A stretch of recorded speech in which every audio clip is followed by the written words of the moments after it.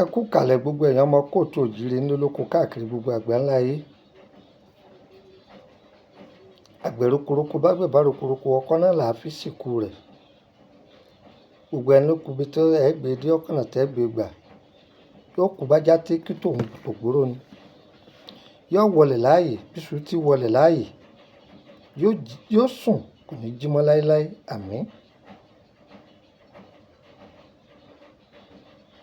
Mo fẹ́ kọ́ wa ní ẹ̀kọ́ kan. Ìfiṣẹ́ yìí lẹ̀ torí kẹ́ ẹ lè máa yìn mí. Ìsì fi sílẹ̀ torí kẹ́ ẹ lè máa patronize mi. Ṣùgbọ́n ká má bàa máa waste owó wa dànù mọ́. Ọ̀pọ̀lọpọ̀ èèyàn ti jì sọ́fìn látàrí pé wọ́n fojú rí náà dúkìá tọ́lọ́run fún wa. Gbogbo àwọn nǹkan tá à ń filẹ̀ yìí ọ̀pọ̀lọpọ̀ rẹ̀ lẹ́yìn tẹ́ wà ń lo èbó lè ṣe. Àtàwọn àtàwà ń gbèrè òkun àtẹnitẹ́ wà ń gbèrè ọ̀sà á dára fún wa o. Orúkọ mi ni Lukman ọmọ Ayédáre, bàbá ọgbọ́n, ọmọ ọ̀dọ̀ àgbà. Tí ẹlòmíì bá ṣẹ̀ṣẹ̀ bímọ tán, ẹ̀jẹ̀ kì í dá. Wọ́n máa sáré sọ́tùn, wọ́n máa sáré sósì, àwọn ẹbí. Gbogbo àwọn iṣẹ́ yìí tí mo fi sílẹ̀ yìí, iṣẹ́ tá a ṣe sílé ni. Ó lè lógún ọdún. Torí ẹ̀ lẹ́fi rí tẹ́ bá ráwọn babaláwo tí ilé wọn ṣe dìgbọ̀ndìgbọ̀n. Babaláwo ò lè fojú rí ewé kan kó má jà torí ó mọ̀ pé ó wúlò. Yóò jó, yóò tọ́jú ẹ̀. Owó rélé yìí yóò mú, yóò lọ̀ torí ìjọ tí wọ́n bá gbé e dé. Àwọn ní bàbá ẹ gbà wá o, bí bàbá ṣe ń wọlé ni ó máa jáde. Èyí nìyí tẹ́ fi rí ilé wọn tí rí dìgbọ̀ndìgbọ̀n. Wọ́n è ṣe wèrè. Àwọn bàbá wa ní ọgbọ́n àtinúdá púpọ̀.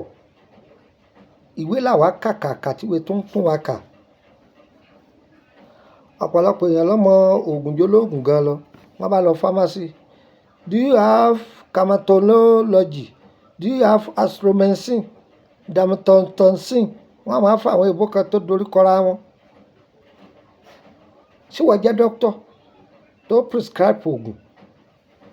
Ìwé ebú tí wọ́n ti kà yẹn wọ́n kàn lọ gọ́gùn kan wọ́n máa lọ mátamọ́ ni. Wọn ò ní lọ sàn ẹni tí ó tọ́jú wọn gba ìtọ́jú tó péye. Bẹ́ẹ̀ náà ni òògùn abínibí wa yìí. Akẹ́kọ̀ọ́ rẹ̀ ni. Ọ̀pọ̀lọpọ̀ tí ń pariwo òògùn lónìí. Bẹ́ẹ̀ lómi bá rí igi mi tó dúró. Wọn ò mọ igi ohun tí í ṣe. Gbọ́ pé gbéwé wọn rà lọ́jà ni. Ẹ má jẹ́ adára wa, ẹ má jẹ́ alọ́wọ́ ná. Ọyẹ wá nǹkan fìdílé tàbí kẹ́ fìdílé nǹkan. Ẹ lọ tọ́jú ọ̀gẹ̀dẹ̀ dúdú. Ọ̀gẹ̀dẹ̀ abójẹ. Banana ni òun pé plantain o. Ọ̀gẹ̀dẹ̀ ọ̀mìnì dúdú. Ẹ tọ́jú ẹ̀ kó pọ̀. Ẹ kó ságbádá. Ewé ẹ̀mú àgbò ẹja kọ́pọ̀. Tútù rẹ̀ ni o, ẹja kọ́pọ̀. Ẹ kó dà ságbádá. Ìgbín tó gbónu láńlá márùn-ún. Ẹ kó ságbádá. Odidi àtàrí kan. Ẹ fi sí. Pẹ̀lú ewé amúnútutù. Ewé amúnútutù ẹja lọ́pọ̀lọpọ̀ ẹ kó lé ẹ wá jó. Tí a bá ti jó tán, ẹ rọ́ síbi kan tọ́jú ẹ̀ pamọ́. Pàápàá jùlọ ẹ̀yin tẹ́ ń gbẹ̀bí ẹ ṣe kalẹ̀. Èèyàn wá bímọ ń pariwo yé ẹ̀jẹ̀ yìí ọ̀dá o, ẹ̀jẹ̀ yìí ọ̀yá ẹ bá fọ́ ẹ̀kọ́ tútù ẹ jẹ́ kó mú. Fẹ́mú ẹ̀jẹ̀ yẹn ọ̀sẹ̀nu. Tàbí tí a bá ṣẹ̀ bímọ tán tínú ìgarọ́ tínú yọ lẹ́nu. Ẹ bù díẹ̀ sọ́sàn wẹ́wẹ́ fún. Ẹni kọ́ máa mú kọ́ gbóná. Ìgarọ́ yẹn lọ. Ìgarọ́ là wá pè. Àwọn ẹlòmíràn máa pè é ní ọ̀nà ọmọ. Ìmọ̀ bẹ́yìn sí pé o. Ọ̀nà ọmọ yẹn yóò máa mú inú ọmọ àrùn. Ẹni kọ́ máa lò ó. Fẹ́mú ní ọ̀sẹ̀ nu. Kò dẹ̀ ní bleed. Tayọ bó ṣe yẹ. Normal ẹ̀jẹ̀ tó yẹ kó wá ní ọ̀wà. Tọ́ kò jù bẹ́ẹ̀ lọ. Orúkọ mi ni Lukman ọmọ Ayédáre lẹ́ẹ̀kan sí bàbá ọgbọ́n ọmọ ọ̀dọ̀ àgbà. nọ́mbà yìí ẹ mọ́dọ̀ +2348032983298 +2348032983298 gbà kan sí +2348133155111 +2348133155111 ìyẹn dúró bẹ́ẹ̀. Nọ́mbà méjèèjì tí mo pè yìí WhatsApp mi ni. Tẹ́ bá ti pè dàrẹ́tì tí ọ̀lọ́mi ò sí lórílẹ̀‐èdè Nàìjíríà ni. Jẹ́ fún nọ́mbà orílẹ̀‐èdè Benin +22954651928 +22954651928. Ẹ̀yin tí a ń béèrè fún ọṣẹ Àtúndé, ọṣẹ ìyọnu tó dáa, ó wà nílẹ̀ lórílẹ̀‐èdè Benin o, ó wà nílẹ̀. Èmi ò pé o torí ara rẹ rà, ṣùgbọ́n torí àwọn ọmọ rẹ rà kó gbé kalẹ̀. Ẹ lè rà kẹ́ fọ́sẹ́kún. Bẹ́ẹ̀ ni, tó bá ra ẹyọ kan fẹ́ mi ni tí ṣe 20,000 CFA. Ṣùgbọ́n tó bá jẹ́ pé méjì ló rà, o lè ra kan níbi Àtúndé, o lè ra kan níbi ẹ̀yọ́nú. Tó bá ṣáà jẹ́ méjì bá ní 30 mi ni tí ṣe 30,000 CFA. Bẹ́ẹ̀ náà ni ó wà l'Abidjan. Ìwọ tó bá fẹ́, màá sọ bí tí wàá lọ gbà ní Sódèsì Makassi Àbọ̀bọ̀. Sódèsì Makassi Àbọ̀bọ̀, ibẹ̀ ni wàá ti lọ gbà. Bó ṣe jẹ́ nìyẹn, ó ti wà ńbẹ̀. Bó ṣe jẹ́ nìyẹn, á dára fún wa. Mi ì fẹ́ gbọ́ pé ẹ bá mi fi mẹ́ta lẹ̀, ìwọ tó bá sanwó ni wọ́n bọ̀ fi lẹ̀ o. Wọ́n sì kọ ọkọ rẹ̀ wọ́n lẹ̀ sórí ẹ̀. Àmọ́ ìwọ tó bá sanwó, ẹ bá mi fi mẹ́ta lẹ̀, bá mi fi méjì lẹ̀, kò sí ohun tó jọ o.